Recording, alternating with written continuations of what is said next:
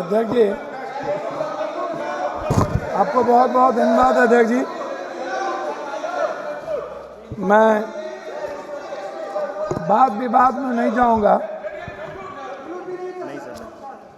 मेरा सवाल सबसे पहले अपने उस पराक्रमी सेना के लिए जिन्होंने अद्वितीय पराक्रम दिखाया। भले ही हमारे नीति ने उनके पराक्रम को लक्ष्य तक नहीं पहुंचाया, लेकिन हम सब का जीवन, मन, धन, सेना के आजीवन उनके परिवार के प्रति समर्पण। जो भाई बहन, जो हमारे परिवार के लोगों ने इस देश के 26 शहीद को हम लोगों ने खोया, हृदय की गहराइयों से मैं उनको श्रद्धांजलि देता हूं। साथ साथ कश्मीर के उन अवाम को जिन्होंने आज़ाद हिंदुस्तान में हमेशा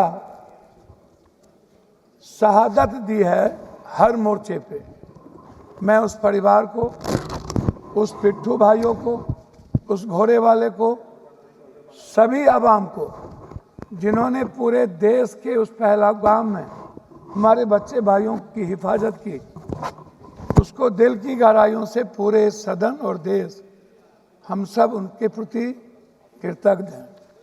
जनाब, पुलवामा क्यों? पुलवामा के बाद 18 23 घटना। अध्यक्ष भैया, एक मिनट भैया, प्लीज हमारे बीच में ना बोलिए। पुलवामा के बाद लगभग उड़ी से लेकर के पहलगाम तक छोटी और बड़ी लगभग 23 से 24 बड़ा हमला हुआ। 11 साल नरेंद्र भाई मोदी जी प्रधानमंत्री रहे। 370 की ढिढोरा पीटी गई।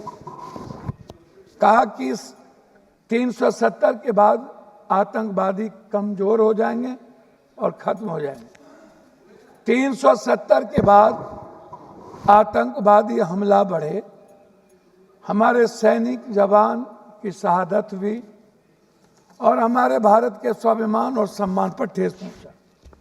मेरा सवाल सरकार से है कि 3 क्विंटल बारूद पुलवामा में जो आए और पुलवामा के घटना के बाद आप एक नया चुनाव लड़ लिए, कम से कम भगवान का तो राजनीतिकरण होता ही है। इस देश की जब आप राष्ट्रवाद की बात करते हैं तो आपको मानवतावाद को पहले बात करना पड़ेगा। हमारे डिफेंस मिनिस्टर संगच्छध्वम संबद्धध्वम समवो मनांसि जानताम देवा भाग्यम यथा पूर्वे संजानना उपासते समानी वयाकुति समाना हृदया निभा समानो मस्तो नमा यथा वह सुशासन। एक लाइन बोले और लाइन वो भूल गए। और इसी में है भारत की पूरी संस्कृति, पूरी सनातन, पूरी वसुधैव कुटुंब, पूरा सर्वधर्म संभाव और सार्वभौमिकता। इससे हमारा भारत पूरी दुनिया में गौरवान्वित होता है। लेकिन कभी भी हम नेता और हम पार्टी के लोग किसी भी छोटी बड़ी घटना का राजनीतिकरण करते हैं।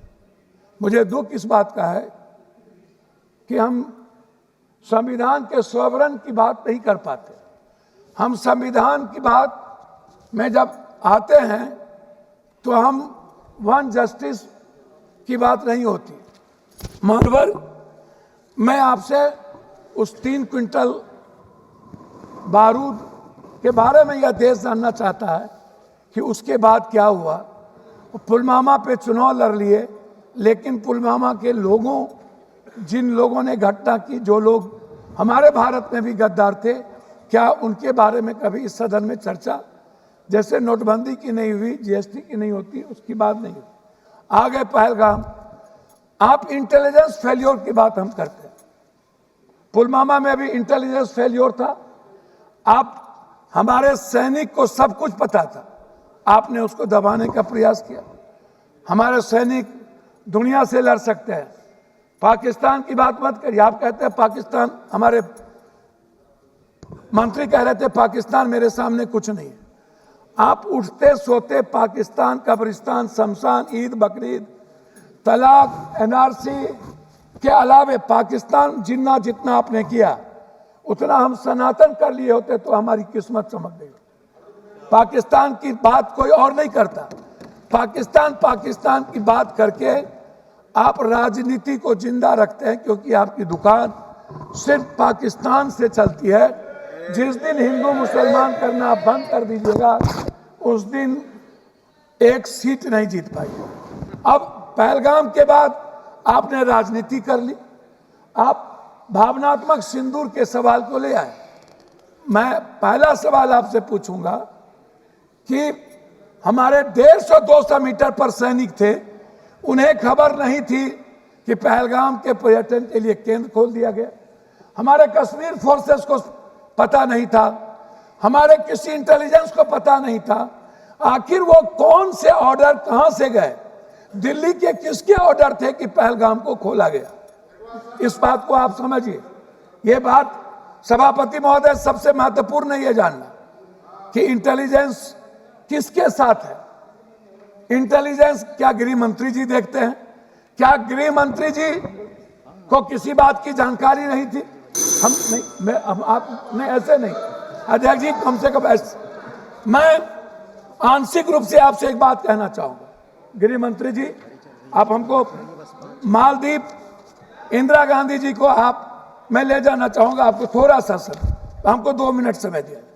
वास्तविक में आधुनिक क्षमता में सुधार धीमा। मैं आपको नेपाल से दूरी और चीन की घुसपैठ की बात करूंगा।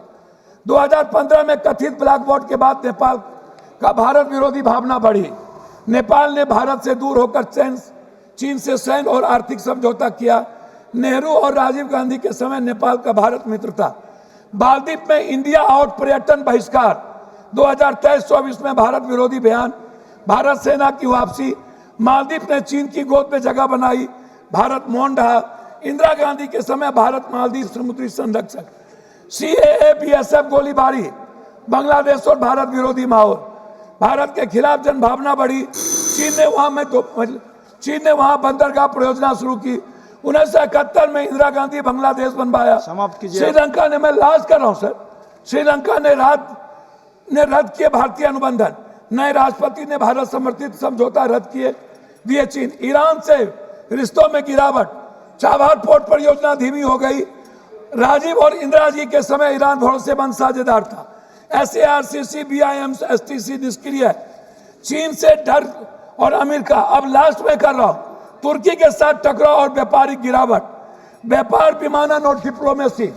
मैं अंतिम में मैं आपसे कहना चाहूँ, अंतिम में कह रहा हूँ ऑनरेबल मेंबर सर, अंतिम में मैं सर, मैं एक मिनट सर, एक मिनट ऑनरेबल मेंबर सर, एक मिनट सर, एक मिनट मैं आप खत्म कर दीजिए, खत्म कर दीजिए। एक मिनट सर, एक minute just a minute Durai ji, just a minute. एक मिनट भैया भैया भैया ऑनरेबल मेंबर भैया खत्म कीजिए सर।